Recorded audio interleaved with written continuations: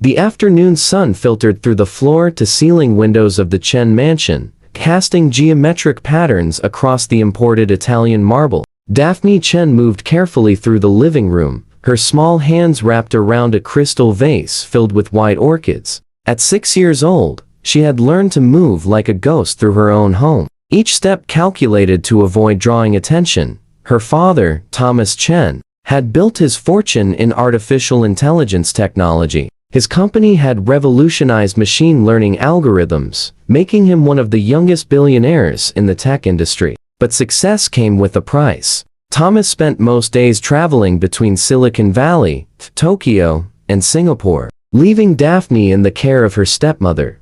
Claudia Hart had entered their lives 2 years after Daphne's mother died in a car accident. She was beautiful in a sharp, calculated way. Her resume boasted executive assistant positions at 3 Fortune 500 companies, though Thomas never verified the details. What mattered was how Claudia smiled at board dinners, how she knew exactly what to say to his business partners, how she promised to care for his daughter like her own.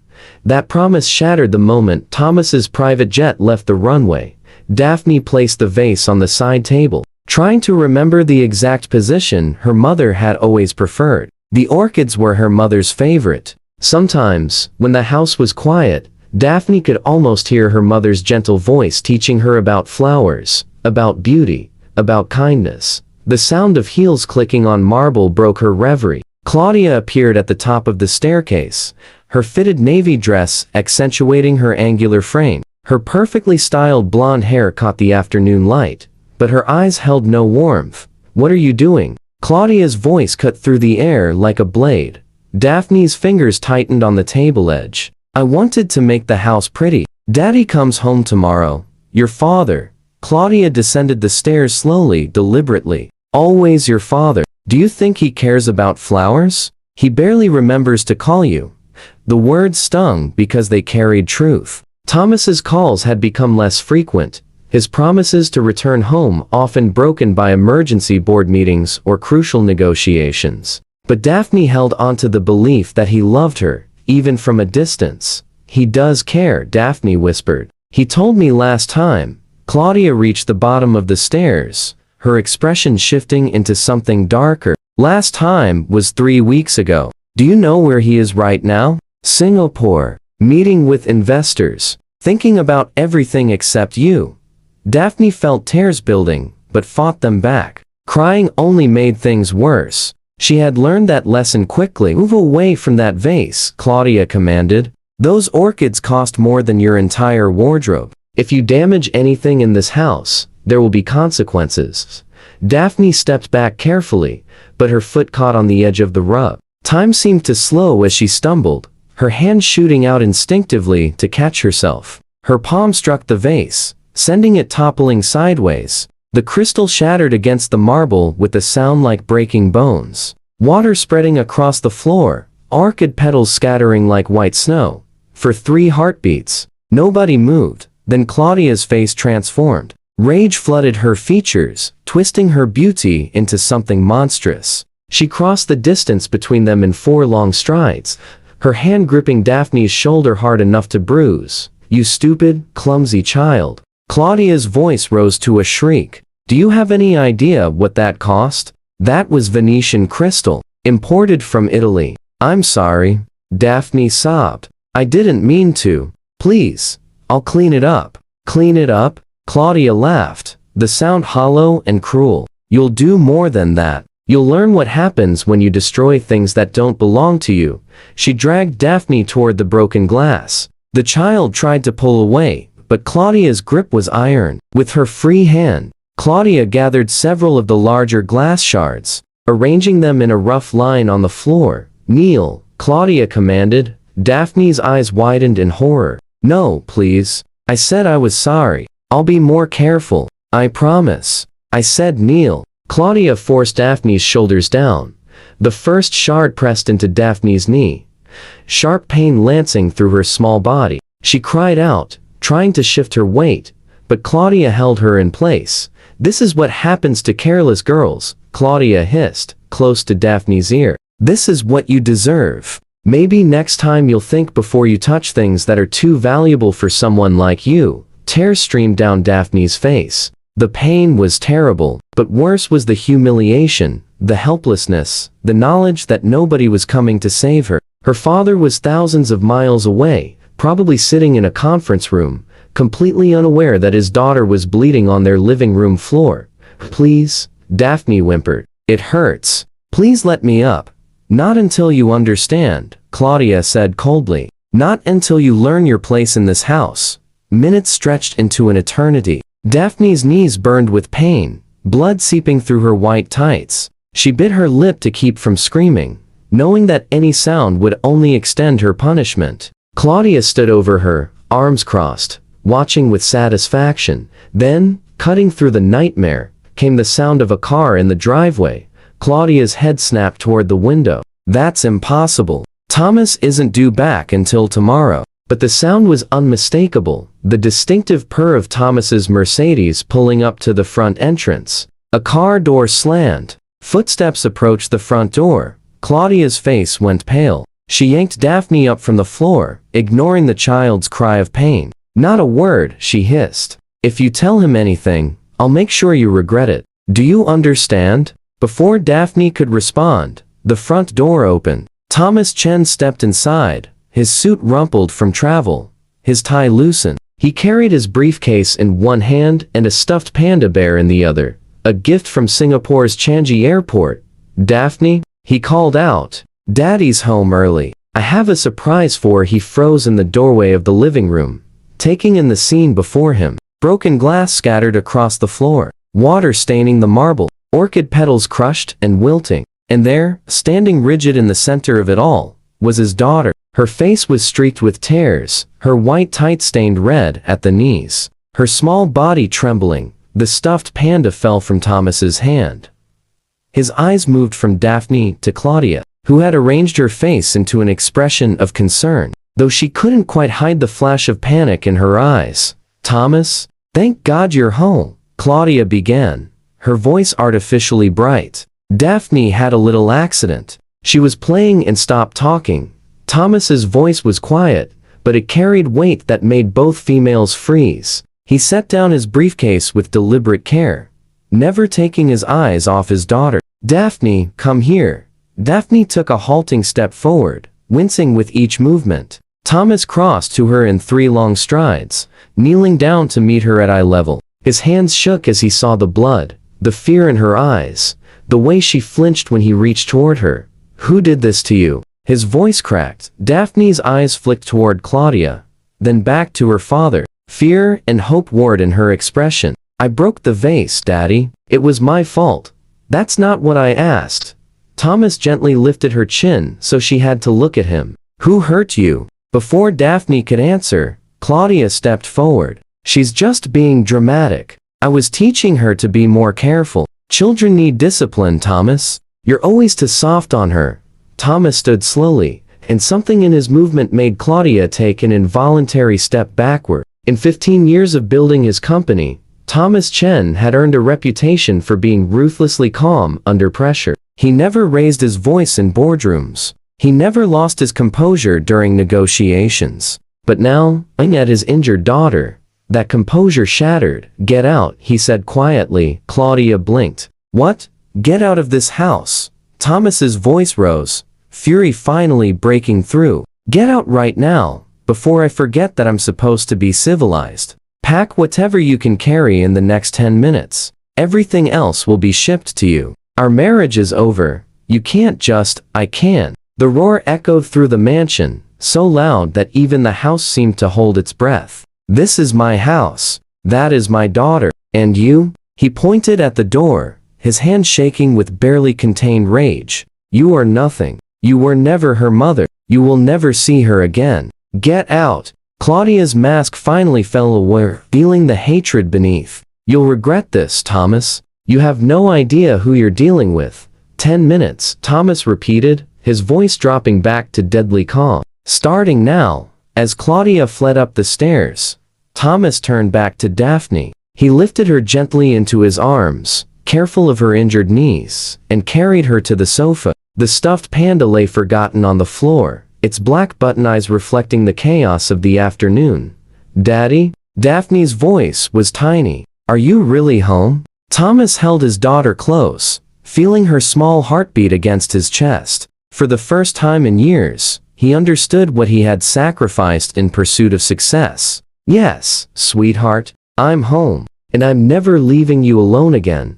But even as he spoke those words, he didn't know that Claudia's threat was more than empty anger. Upstairs, while throwing clothes into a suitcase, she was already making phone calls. The first was to her lawyer. The second was to someone far more dangerous. The afternoon sun continued to stream through the windows, but something had shifted in the Chen mansion. The breaking of the vase had shattered more than crystal. It had broken open secrets, revealed truths, and set in motion events that would test everything Thomas thought he knew about protection, justice, and love. Daphne clutched her father's shirt, breathing in his familiar cologne, feeling safe for the first time in months. She didn't know that this was only the beginning. She didn't know that the real battle was still to come. But for now, in her father's arms, she allowed herself to believe in one simple truth. She was not alone anymore. Thomas Chen sat in his home office, the door closed, his phone pressed to his ear. Across from him, Daphne lay sleeping on the leather couch, her injured knees freshly bandaged by their family doctor who had arrived within 20 minutes of Thomas's urgent call. "I don't care what it costs." "Gerald," Thomas said into the phone, his voice steel. "I want the divorce papers drafted tonight. Full custody, restraining order, everything." Gerald Morrison, Thomas's attorney for the past decade, cleared his throat on the other end. "Thomas, I understand you're upset, but if we move too quickly without proper documentation, Thomas's laugh was bitter. "My daughter has glass cuts on her knees. Dr. Kim took photographs. That's documentation enough." "I'm not questioning what happened," Gerald said carefully. "I'm telling you that Claudia will fight back. She signed a prenuptial agreement, but she's been your wife for 2 years. She has rights. If you want this airtight, we need witnesses. We need patterns of behavior documented. I need her out of my house," Thomas interrupted. "Tomorrow morning, I want papers served. Can you do that? Or do I need to find someone who can?" There was a pause. Then Gerald sighed. "I'll have them ready by 8 a.m., but Thomas, be prepared. This won't be clean." After hanging up, Thomas moved to the window overlooking the garden. The sun had set, leaving the grounds bathed in soft landscape lighting. This house had been his dream once. After his first wife died, he'd thrown himself into work, into building something that would secure Daphne's future. The mansion, the cars, the wealth, it was all supposed to protect her. Instead, he brought a monster into their home. A soft knock at the door pulled him from his thoughts. "Come in." Helen Wu stepped inside carrying a tray with tea and sandwiches. Helen had been the Chen family's housekeeper for 15 years, hired when Thomas's first wife was pregnant with Daphne. She was in her late 50s, her gray hair pulled back in a practical bun, her eyes sharp behind wire-rimmed glasses. "You haven't eaten," she said simply. Setting the tray on his desk, Thomas shook his head. "I'm not hungry. Neither is the child, but she needs to eat. And so do you." Helen poured tea with steady hands. "Mr. Chen, there's something I need to tell you. Something I should have said months ago." Thomas looked at her, really looked at her, and saw guilt written across her features. "What is it?" Helen sat down heavily in the chair opposite his desk. "It wasn't just today. Claudia has been cruel to Daphne since you married her. At first, it was small things, sharp words, withholding dessert as punishment. But it got worse." Thomas felt his stomach drop. "Worse how?" 2 months ago, I came in early and found Daphne locked in the basement storage room. Claudia said she'd been naughty, that she needed to learn discipline. The child had been down there for 3 hours. Helen's voice cracked. "I wanted to tell you. I tried to call you in Tokyo, but Claudia said if I contacted you about household matters, she'd have me fired. She said you'd believe her over me. Why didn't you try anyway?" Thomas asked, though he already knew the answer. "Because I was afraid." Helen met his eyes. "I'm 60 next year, Mr. Chen. I have no family, no retirement, except what I've saved working here. I thought if I stayed, I could at least protect Daphne when Claudia wasn't watching. I thought I was doing the right thing, but I was just being a coward. That little girl needed an adult to speak up, and I failed her. Thomas crossed to Helen and placed a hand on her shoulder. You're speaking up now. That's what matters. Will you testify to what you saw? In court, if necessary. Helen straightened, wiping her eyes. Yes, whatever you need. I'll write down everything I witnessed, every incident. I kept a journal. You kept a journal? After the basement incident, I started documenting dates and times. I didn't know what else to do. She pulled a small notebook from her apron pocket. It's all here. Thomas took the notebook, his hands shaking as he flipped through pages of careful handwriting. Dates, times, descriptions of verbal abuse, physical punishments, moments when Daphne was denied meals or locked away. The weight of his failure pressed down on him with each entry. Thank you, Helen, he managed. This might save my daughter's future. Upstairs, Claudia was indeed packing, but not with the panicked urgency Thomas expected. She moved methodically through the master bedroom, selecting only the most valuable jewelry, designer clothes with tags still attached, and documents she'd carefully hidden in her private safe. Her phone rang. She glanced at the screen and answered immediately. It's done, she said coldly. He threw me out, just like I knew he would. Are you ready? The voice on the other end was male, rough around the edges. Ready, baby? I've been ready. You sure this tech billionaire has the kind of cash you're talking about? Raymond, I've seen his bank statements. The man has more money than he knows what to do with. And he loves that little brat more than anything else in the world. Raymond Park chuckled. Then this is going to be easier than I thought. Give me 3 days to set things up. We'll take the kid, make him sweat, and he'll empty every account he has to get her back. Not we, you. Claudia's voice hardened. I can't be anywhere near this. I need plausible deniability. Fine. But I'm bringing in Vivian. We need someone who can play the social engineering angle. Claudia paused. Vivian Lee? The woman from the securities fraud case? She got off on a technicality. She's smart. She's ruthless, and she owes me a favor. Raymond's voice turned calculating. Listen, this isn't some smash and grab. If we're going after a billionaire's kid, we need a solid plan. Vivian can help with that. Fine, but Raymond, if this goes wrong, if you get caught, you've never heard of me. Understood? Crystal clear, sweetheart. Now, get out of that mansion before someone starts asking questions. Claudia ended the call and continued packing. She caught her reflection in the mirror and smiled. Thomas thought he could just throw her out, divorce her, move on with his perfect life. He had no idea what was coming. By midnight, Claudia was gone. The mansion felt different without her presence, as if a shadow had lifted. Thomas carried Daphne upstairs to her bedroom, tucking her into bed, surrounded by her stuffed animals. She stirred as he kissed her forehead. Daddy, is she really gone? Yes, sweetheart. She's gone. Forever? Thomas stroked her hair. Forever. I promise you'll never have to see her again. Daphne's eyes welled with tears, but they were tears of relief. I was so scared, Daddy. Every day. I thought maybe if I was better, if I tried harder, she might love me. But she never did. That wasn't your fault, baby. None of it was your fault. She's the one who was broken, not you. Thomas held her close. I'm so sorry I wasn't here. I'm sorry. I didn't see what was happening. You're here now, Daphne whispered. That's what matters. But as Thomas left his daughter's room and returned to his office to review Helen's journal, he couldn't shake the feeling that something was wrong. Claudia had left too easily. She'd packed and gone without a fight. Without demanding money or making threats beyond that one cryptic statement. He picked up his phone and dialed a number he hadn't used in years. Grace Huang speaking.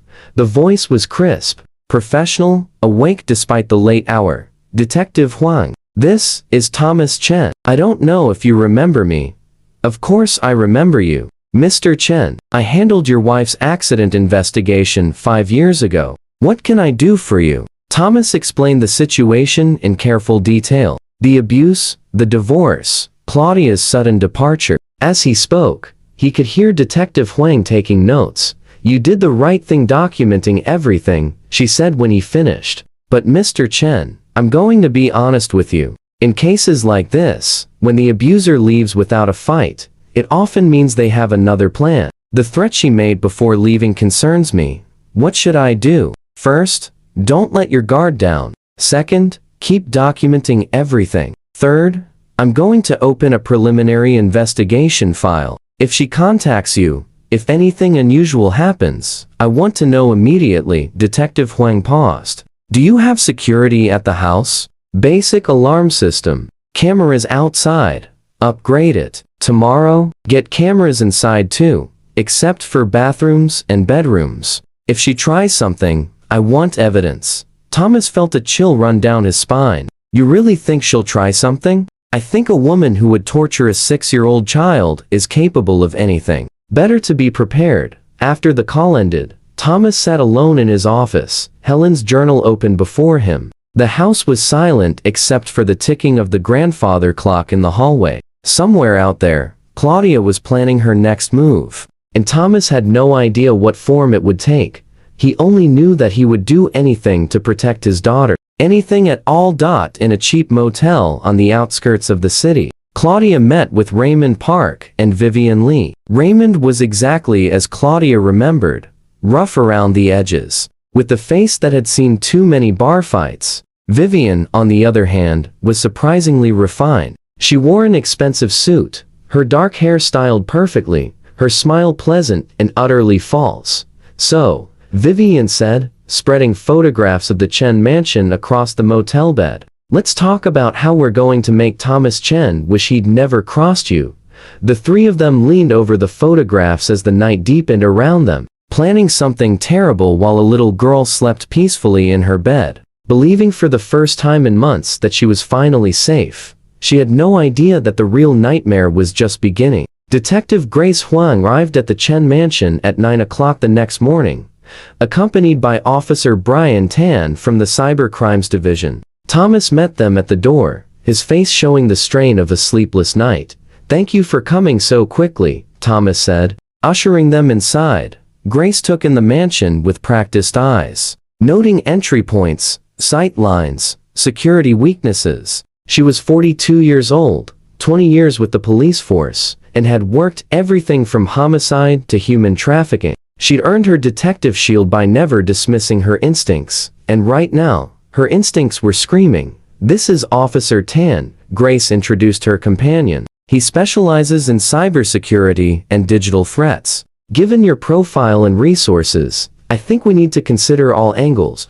Brian Tan was younger, maybe 30, with sharp eyes behind fashionable glasses. He carried a laptop case and what looked like technical equipment. "Mr. Chen, do you mind if I run a sweep of your network? If your ex-wife had access to your home systems, we need to know what she might have compromised." "Of course. Whatever you need."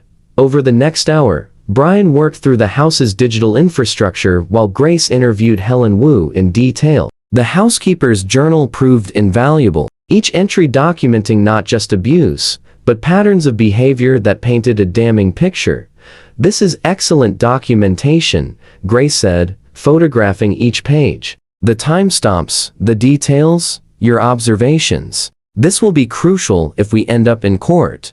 Helen twisted her hands in her lap. "I just wish I'd done something sooner." "You're doing something now. That takes courage." Grace closed the journal. "Helen, need you to think carefully. Did Claudia ever mention friends, family, people she talked to on the phone?" Helen frowned, thinking. She was very secretive. But there was one call that stood out. "Maybe 3 weeks ago, I was dusting in the hallway outside her room and heard her arguing with someone. She said something like, 'I don't care if you're in debt. You owe me.'" The voice on the other end was male, I think. Loud enough. I could hear it, but not make out words. "Do you remember anything else?" She mentioned a name. "Raymond," she said.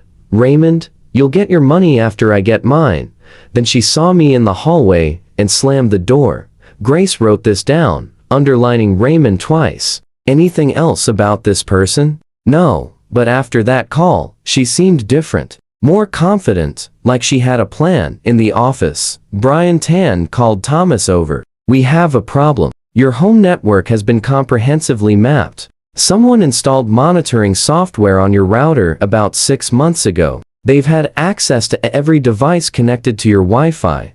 Thomas felt his blood run cold. What does that mean? It means they could see your emails, your security system controls, your financial accounts if you access them from home. They also installed keystroke loggers on 3 computers in the house. Brian pulled up a screen showing code. This is sophisticated work, not something your average person could do.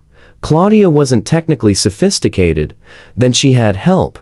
Grace joined them, her expression grim. This is starting to look like a coordinated operation. Thomas, I need you to call your bank. Change every password, every security question. Do it from a device that's never been on your home network.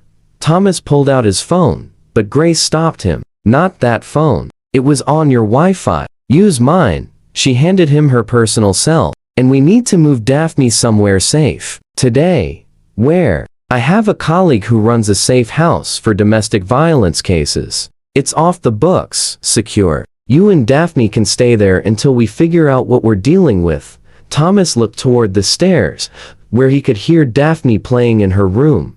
Her laughter, a fragile, precious thing. How long? As long as it takes. Across the city, in a rented apartment that smelled of cigarettes and stale beer, Raymond Park was not happy. He paced back and forth while Vivian Lee sat calmly on the worn couch, typing on her laptop. She said this would be easy. Raymond growled. Rich guy, scared dad, quick payday. Now you're telling me he's got cops involved? Vivian didn't look up from her screen. I'm telling you, we need to adapt. Chen called in favors fast. He's got Detective Grace Huang on the case. She's good. We need to be better. Maybe we should just walk away and lose out on millions? Vivian finally looked at him, her expression calculating. Raymond, think bigger. Yes, the situation has changed. But that just means we need a smarter approach. Raymond stopped pacing. What kind of approach? Chen thinks his daughter is in danger from us. What if we use that fear? What if, instead of actually taking the girl, we make him think we're going to take her? Psychological warfare. Keep him off balance, make him desperate, and then offer him a way out that costs him everything. That's just extortion with extra steps. Exactly. And it's safer because we never actually commit kidnapping. We just threaten it credibly enough that he pays to make the threat go away. Vivian pulled up a photo of the Chen mansion on her laptop. I've been monitoring their security system remotely. It's good, but it's not perfect. I can send messages to his devices, make it look like we're closer than we are. Create the illusion of imminent danger. Illusion doesn't spend like real cash. Fear does. Fear makes people stupid, makes them pay anything for peace of mind. Vivian stood, moving to the window. Claudia said Chen loves that kid more than anything. Let's test exactly how much. Raymond considered this, then nodded slowly. Fine, but we do this my way too. Vivian handles the digital stuff. I handle the physical presence. Someone needs to show Chen we're real, not just internet ghosts. Agreed. But carefully. No direct contact. No traceable evidence. At that moment, Claudia walked into the apartment carrying bags from an expensive boutique. Despite the shabby surroundings, she looked polished, expensive, completely out of place. Making yourselves comfortable? She asked, setting down her bags. We're making a plan, Vivian replied. A better one than you had. Claudia's eyes narrowed. Excuse me, you wanted us to kidnap a billionaire's daughter with cops already involved. That's not a plan. That's prison time. Vivian closed her laptop. So we're doing something smarter. We're going to make Thomas Chen think his daughter is in danger without actually putting her in danger. At least, not physically. And you think that will work? I think a man who threw out his wife over some broken glass and scraped knees will pay anything to prevent worse. Vivian smiled, and there was something predatory in it. We're going to break him slowly, Claudia. Not with violence. With fear.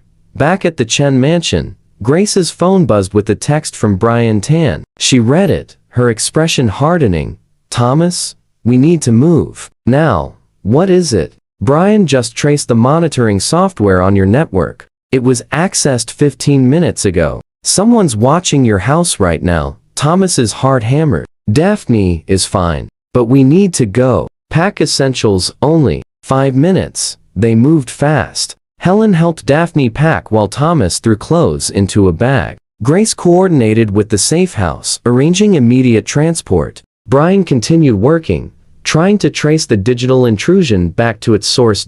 As they were loading into Grace's unmarked car, Brian came running out. I've got a location. The access point is coming from an apartment complex on Harbor Street. I'm sending backup there now. Good. Let them know to approach carefully. Grace buckled Daphne into the back seat, then slid into the driver's seat. Thomas, get in. As they pulled away from the mansion, Daphne pressed her face to the window, watching her home disappear. Daddy, are we coming back? Yes, sweetheart, soon. We're just taking a little trip. But Thomas wasn't sure he believed his own words. In the rear-view mirror, he could see Grace's eyes, focused and alert, scanning for threats. The weight of Helen's journal sat in his briefcase. The memory of Daphne's bleeding knees burned in his mind. Whatever was coming, they would face it. But for the first time in his life, Thomas Chen understood that money and success meant nothing if he couldn't keep his daughter safe. The car turned onto the highway, heading toward the safe house. Behind them, the city spread out like a glittering web, beautiful and dangerous. And somewhere in that web, 3 people were weaving a trap designed to destroy everything Thomas had left. The real battle had begun. The safe house was a modest 2-story building in a quiet suburban neighborhood, deliberately unremarkable. Grace led Thomas and Daphne inside, where they met Sandra Kim, the safe house coordinator. She was a kind-faced woman in her 50s who specialized in protecting domestic violence survivors. You'll be comfortable here, Sandra assured them, showing them to a clean, simply furnished room. We have security protocols in place. No one knows this location except law enforcement. Daphne clutched her stuffed panda, looking around nervously. Thomas knelt beside her. It's like a camping adventure, sweetheart. Just for a little while. That night, Thomas couldn't sleep. He stood at the window, watching shadows move across the street, seeing threats in every passing car. His phone buzzed. A text from an unknown number. Sweet dreams, Thomas. We know where she sleeps. His blood froze. He immediately called Grace, who arrived within 20 minutes with Brian Tan. Show me, Grace demanded. Thomas pulled up the message. Brian connected his equipment to the phone, running traces. It's a burner phone, but the message was sent using your own Wi-Fi network. That's impossible. We're not at my house, exactly. Brian looked up, his face pale. They're spoofing the location to make you think they've found you. It's psychological warfare. Grace's phone rang. She stepped away to answer, and when she returned, her expression was carefully neutral. We raided the apartment on Harbor Street. They found it empty except for a laptop running automated scripts. It was all remote setup. No one was ever there. Then where are they? Thomas demanded. We don't know yet, but they're testing you, trying to gauge your response time, your resources. Grace sat down, her voice steady. Thomas, this is going to get worse before it gets better. They want you frightened and reactive. We need you calm and strategic. Over the next 3 days, the messages continued. Photos of Daphne from before, taken from social media. Details about her school, her teachers, her schedule. Nothing threatening explicitly, but the implication was clear. We've been watching, and we can reach her. Thomas hired private security. Grace assigned additional surveillance. Brian worked around the clock tracing digital breadcrumbs. But the perpetrators stayed one step ahead. Ghosts in the machine. On the 4th day, the game changed. Thomas received an email with no subject line. Inside was a video file. His hands shook as he opened it. The video showed the Chen mansion. The camera moved slowly through the garden, approaching the house. It zoomed in on Daphne's bedroom window. Then text appeared on screen. 24 hours. $10 million. Instructions to follow. No police or the child disappears. Grace watched the video 3 times. They're escalating, moving from psychological pressure to explicit demands. She turned to Thomas. What do you want to do? Pay them. I'll pay whatever they want. Thomas, she's my daughter. His voice broke. I don't care about the money. I care about her. Brian spoke up from his laptop. Mr. Chen, if you pay, they'll know they can keep squeezing you. This won't end. Then what do you suggest? Grace leaned forward. We set a trap. We give them what they think they want, but on our terms. We draw them out and end this. Thomas looked at Daphne, sleeping peacefully on the couch, her panda tucked under her arm. He thought about Helen's journal, about all the ways he'd already failed to protect his daughter. This time would be different. Tell me the plan. What Thomas didn't know was that at that exact moment, Raymond Park was having second thoughts. He stood in the rented apartment, watching Vivian orchestrate their scheme, and something felt wrong. This is getting out of hand, he said. That video, the explicit threats. We crossed a line. Vivian barely glanced at him. We crossed the line when we started. Too late for conscience now, Raymond. I signed up for intimidation, not whatever this is turning into. You signed up for money. Don't pretend you care about anything else. Vivian sent another message from her array of devices. Besides, we're not actually going to hurt the kid. We just need Chen to think we might. Big difference. Claudia, sitting in the corner with a glass of expensive wine, laughed bitterly. Listen to you both, arguing over ethics. That man humiliated me, threw me out of my own home like garbage. He deserves worse than this. Raymond turned to her. Your own home? You were married to him for 2 years. That kid has lived there her whole life, and you tortured her. Maybe he had good reason. Claudia's face twisted with rage. Don't you dare judge me. That little brat had everything her father's love, security, a perfect life, and I had nothing but a role to play. You played it badly. Raymond shot back. Vivian slammed her laptop closed. Enough. We're too close to fall apart now. Raymond, if you want out, leave. But you leave with nothing. Otherwise, commit to the plan and let's finish this. Raymond looked at the door, then at the laptop, then at the promise of $10 million. He stayed. The plan was simple. Thomas would agree to pay the ransom. He would arrange a wire transfer to an offshore account. But during the transaction, Brian would trace the digital signature, pinpoint the physical location of whoever was monitoring the account. The moment they tried to access the money, police would move in. What if they smell a trap? Thomas asked. Then we adapt, Grace replied. But we're running out of time. If we don't control the situation now, they'll keep escalating until they make good on their threats. Thomas sent the confirmation message. I'll pay. Tell me how. The response came within minutes. Detailed wire transfer instructions. Numbered accounts in the Cayman Islands, cryptocurrency wallets. The trail was deliberately complex, designed to frustrate tracking. Brian studied the information. This is Vivian Lee's work. I recognize her style from the securities fraud case. She's good, but she has patterns. Can you trace it? Maybe, but I'll need time and cooperation from international banking authorities. How much time? More than 24 hours. Grace made a decision. Then we don't trace the money. We follow the people. Brian, forget the digital trail. Instead, set up the transfer so it requires in-person verification at a specific bank. Make it somewhere we control. They'll never fall for that. They will if Thomas sells it right. If he's desperate enough, frightened enough, they'll believe he made a mistake in his panic. Thomas made the call. His voice shook, which wasn't acting. He told them the bank required in-person verification for transfers over $5 million, that his accounts were frozen pending divorce proceedings, that this was the only way he could access the money.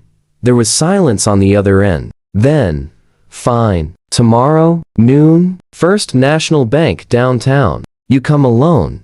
When the call ended, Grace allowed herself a small smile. They took the bait. The next morning, First National Bank received some unusual visitors. Grace positioned plainclothes officers throughout the building. Brian set up monitoring equipment. Local SWAT teams staged 3 blocks away. Everything was ready. At 11:30, Thomas entered the bank. He carried a briefcase, wore a rumpled suit, looked every inch the desperate father. He was wired, a tiny microphone hidden under his collar, an even smaller camera in his glasses. Noon came. No one appeared. 12:15. Still nothing. At T12:30, Thomas's phone buzzed. A text message, "Nice try, but we're not as stupid as you think. New location, 1 hour. Come alone, or she dies." Grace cursed. They were testing us. They never intended to show up. Then what now? Thomas demanded. The new location was a parking garage near the waterfront.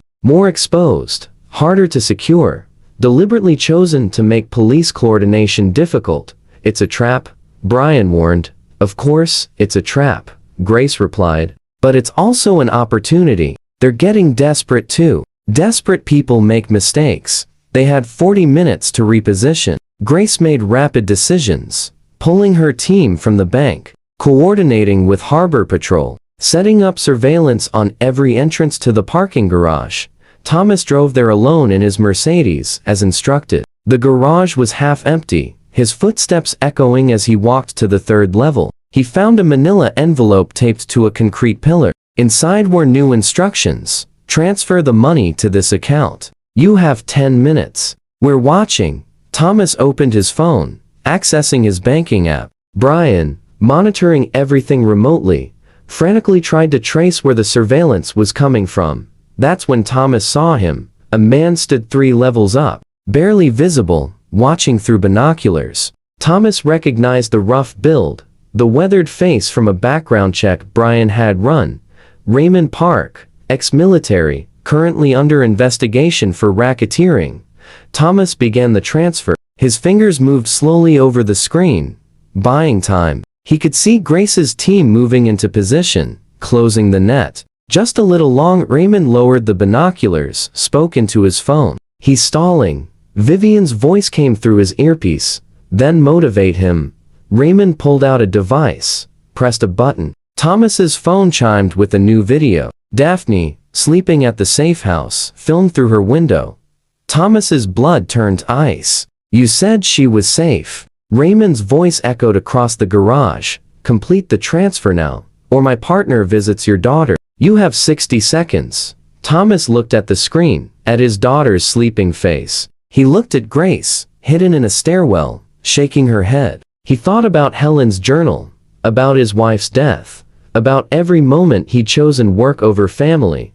He pressed confirm. The transfer completed. $10 million moved from Thomas Chen's account into the digital void. Raymond smiled. Smart choice. That's when Grace gave the signal. Police swarmed from every entrance. Raymond spun, reaching for something in his jacket. Officers shouted commands. For a heartbeat, everything hung in balance. Then Raymond raised his hands, slowly. "Don't shoot. I'm unarmed." They took him down hard, cuffing him face first on the concrete. Grace approached Thomas. "Are you all right?" Thomas couldn't speak. He just stared at his phone, at the video of his daughter, at the violation of her safety. Brian's voice came through Grace's earpiece. "I've got Vivian's location. She's transmitting from a hotel 6 blocks from the safe house. Sending units now." But when police arrived at the hotel, they found another empty room, another laptop running automated scripts, another dead end. Vivian Lee had vanished, and somewhere in the city, Claudia Blake smiled, knowing that even with Raymond captured, the game wasn't over yet. The interrogation room was cold and sterile. Raymond Park sat handcuffed to the table, his earlier confidence replaced by the gray reality of his situation. Grace Huang sat across from him, a case file open, her expression unreadable. "You're looking at 15 years minimum," Grace said flatly. "Conspiracy to commit kidnapping, extortion, cybercrimes. That's before we add the financial fraud charges." Raymond said nothing, his jaw set tight. "But here's what I find interesting," Grace continued. "You're not the planner. Your digital footprint is almost non-existent, except for where you got sloppy, which was everywhere. Vivian Lee, on the other hand, covered her tracks perfectly, which makes me think you're the fall guy. I want a lawyer. You'll get one. But lawyers cost money, Raymond. Money you don't have anymore."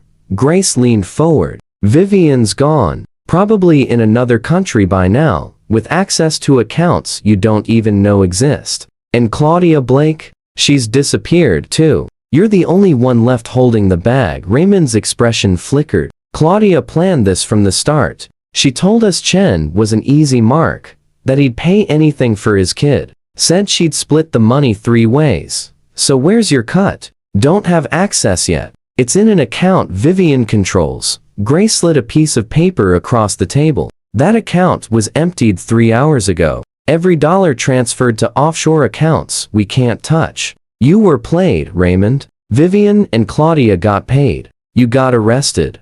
Raymond's face went pale, then red with fury. That's impossible. Vivian's smarter than both of you combined. She always planned to cut you out. Grace stood. So here's your choice. Spend 15 years in prison protecting people who betrayed you, or cooperate. Tell us everything about the plan, about Claudia's involvement, about Vivian's methods. Help us build a case that might bring them down too.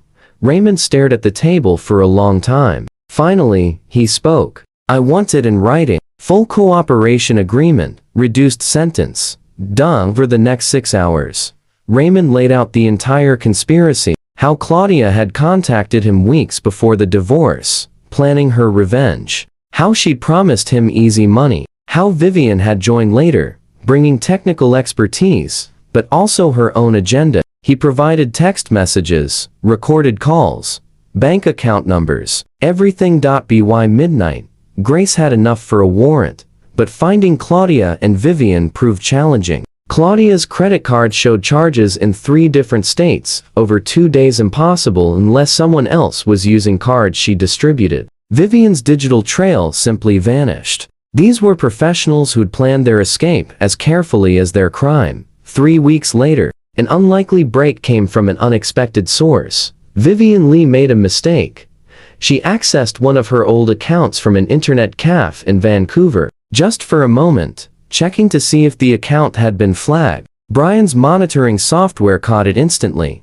Canadian authorities arrested her at her hotel. She fought extradition, but the evidence was overwhelming. 2 months later, she was back in custody, facing the same charges as Raymond plus international wire fraud. Unlike Raymond, Vivian didn't cooperate. She hired expensive lawyers, fought every charge, and maintained her innocence. But Helen Wu's testimony, Raymond's cooperation, and the digital evidence Brian had painstakingly assembled built an unshakable case. Claudia remained at large for longer. She'd fled to Costa Rica, where she lived under an assumed name in a luxury condo paid for with Thomas's stolen money. But greed brought her down. She tried to access a frozen account in the US, triggering alerts Grace had left in place.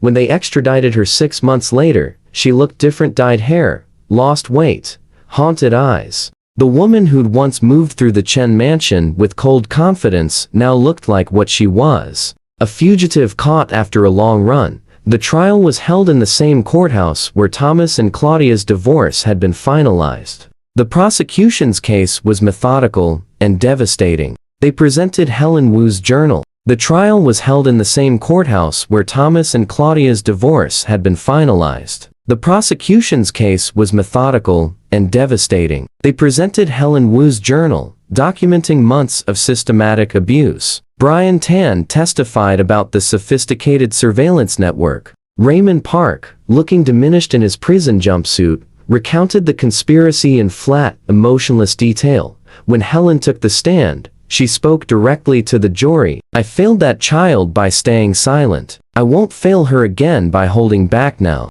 Her testimony brought several jurors to tears. Daphne never had to testify. Grace and the prosecutor agreed she'd been through enough. Instead, they submitted Dr. Kim's medical reports, photographs of her injuries, and a victim impact statement that Thomas read on her behalf. The defense tried to paint Claudia as a victim herself, a woman scorned, reacting emotionally to an unexpected divorce. But the evidence was overwhelming. The planning, the coordination, the cruelty both before and after leaving the Chen household. After 3 weeks of testimony, the jury deliberated for 4 hours.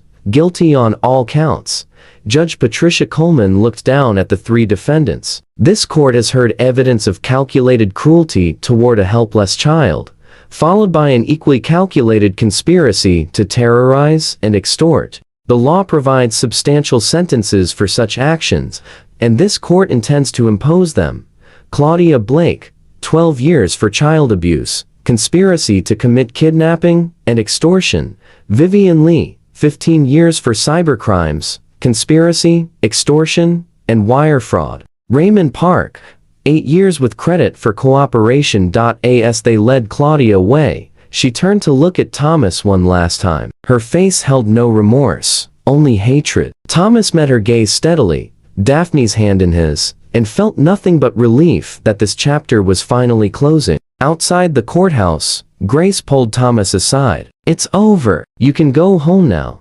Thomas looked down at Daphne, who was holding her new stuffed rabbit, a gift from Sandra at the safe house. "Home feels different now. That's normal. Trauma changes things. But you've got good support, and that little girl has her father back. That's what matters." 3 years passed.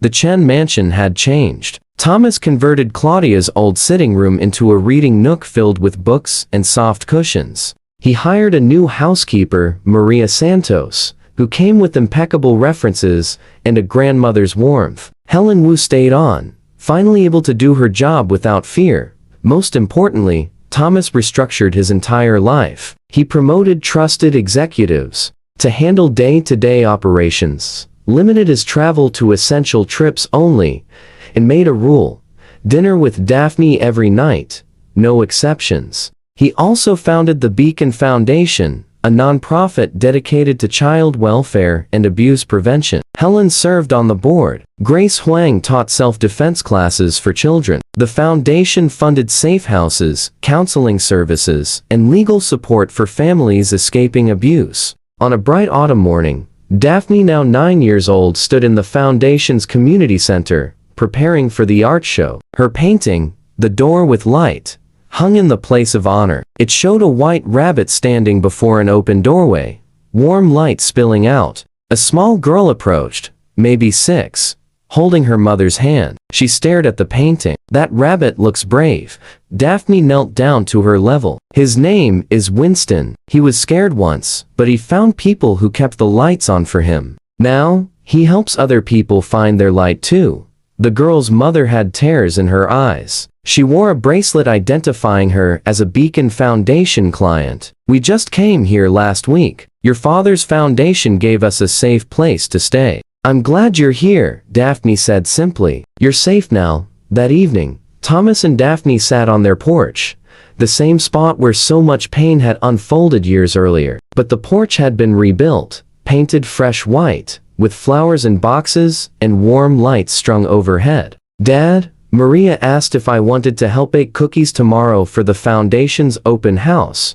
"That sounds perfect. I'll help too." Daphne leaned against his shoulder. "Do you think about her, Claudia?" Thomas considered the question carefully. "Sometimes, but not with anger anymore. Mostly think about how we survived her, how we're stronger now. Do you think she's sorry?" "I don't know, sweetheart. Maybe someday. But her regret isn't something we need to carry." Daphne was quiet for a moment. "I used to think I wasn't good enough, that if I tried harder, she'd love me. But Dr. Morgan helped me understand that wasn't true." Thomas had made sure Daphne worked with the best child psychologist money could find. Dr. Sarah Morgan had been patient and skilled, helping Daphne process trauma without letting it define her. "You were always good enough," Thomas said firmly. "You are good enough. You'll always be good enough." "I know that now," Daphne smiled. "And I know something else too." "What's that?" "Our family isn't broken anymore. It's just different, smaller, but stronger." Inside the house, Helen was tidying up. Maria was preparing tomorrow's ingredients. The lights were on in every window, warm and welcoming. This was home now, not the mansion it had been, but something better. A place where a little girl could grow up knowing she was loved, protected, and valued. Where the lights always stayed on. Later that night, after Daphne had fallen asleep, Thomas sat in his office reviewing foundation paperwork. His phone buzzed with an email from Grace Huang. The subject line, "Thought you'd want to know." He opened it. Inside was a brief update. Claudia had been denied early parole. Vivian had been transferred to federal prison. Raymond had completed a rehabilitation program and would be released in 2 years with strict probation. Thomas felt nothing but a distant acknowledgement. These people who had once dominated his life with fear were now simply names in a system, facing consequences for their choices. He closed the email and opened his photo album instead. Pictures of Daphne at the foundation, smiling with other children. Pictures of their trip to the beach last summer. Pictures of ordinary, beautiful, healing moments. His phone buzzed again. A text from Daphne's teacher. She wrote a wonderful essay today about courage. You're raising an amazing young woman. Thomas smiled, saved the message, and went upstairs. He paused at Daphne's door, watching her sleep peacefully, her new stuffed rabbit tucked under her arm. "Good night, sweetheart," he whispered. "Sweet dreams." And in that moment, Thomas Chen understood something profound. Wealth hadn't saved his daughter. Love had. Presence had. The willingness to fight, to change, to be there when it mattered most. The lights in the Chen mansion would stay on for years to come, a beacon for a father and daughter who had survived the darkness and chosen, every day, to walk toward the light together.